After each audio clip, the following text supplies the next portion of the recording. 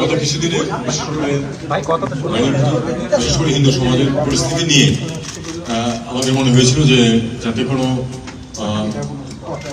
মানে ভুল ধারণার সৃষ্টি হয়, কারণ ভুল ধারণার সৃষ্টি করার মতো প্রচুর পরিবেশ আছে, বিশেষ করে মিডিয়ার একাংশ। আমি শুধু মানে কোন দেশের সেটা বলছি না, মানে মিডিয়ার একাংশ তারা এটাকে যতটুকু পারা যায় একটা খারাপ পরিস্থিতির দিকে নিয়ে যাওয়ার চেষ্টা করেছে।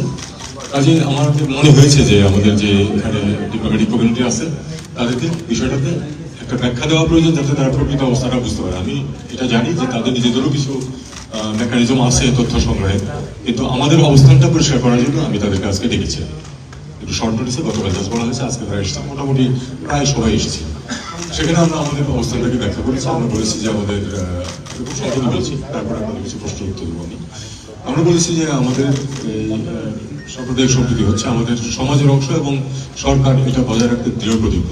কোনো মানুষ তার ধর্মীয় বা সাম্প্রদায়িক পরিচয়ের কারণে নিগৃহীত হবে না, এটা আমরা অবশ্যই নিশ্চিত করব। এবং আমরা এটাও বলেছি যে যে সরকার আছে তারা এক্ষেত্রে উল্লেখযোগ্য সাফল্য দেখিয়েছে গত এই যে প্রায় 4 মাস সময় যেটা পার হয়ে গেছে এর মধ্যে।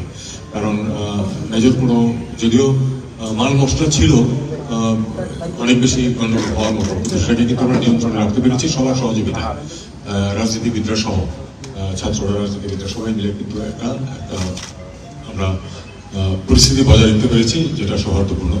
বিশেষ করে একটা এত বড় পরপরই এত বড় একটা অনুষ্ঠান ছিল দুর্গাপূজা, সেটা পার হয়েছে অত্যন্ত শান্তিপূর্ণভাবে এবং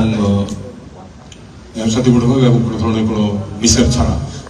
একটা দুটো স্ট্রে ঘটনা এখানে ওখানে ঘটে নাই, এটা কিন্তু যেটা আমার বলি যে ঘটে নাই তাহলে তো সেটা সত্য বলা হবে, ঘটেছে দু একটা ঘটনা, কিন্তু দু একটা ঘটনা প্রতি বছরই দু একটা ঘটনা ঘটে, সেটা এই সরকার হোক বা অন্য কোনো সরকার হোক ঘটে। ব্যাপারটা হলো যে সেটাকে নিয়ন্ত্রণে নেওয়া এবং যারা এই ধরনের কার্যকলাপে লিপ্ত হয় তাদেরকে তাদের জন্য শাস্তি বিধানের ব্যবস্থা করা, তাদেরকে আইনের আওতায় আনা, এটাই হলো লক্ষ্য। এবং সেটা এই সরকার অত্যন্ত ডিলিজেন্সের সাথে সেটা পালন করেছে। মোটামুটি এই লাইনে তাদেরকে ব্রিফ করেছে এবং আমি বলেছি যে মানে এটাকে ফ্লেয়ার আপ করে দেওয়ার এবং একটা বাংলাদেশ খুব একটা সাম্প্রদায়িক খারাপ অবস্থার ভিতর দিয়ে যাচ্ছে এরকম একটা পরিস্থিতি সৃষ্টির অভ্যন্তরীণ এবং দেশের বাইরে প্রচেষ্টা আছে। আমরা সেই প্রচেষ্টাটা যেন সফল না হয় সেই চেষ্টা করছি।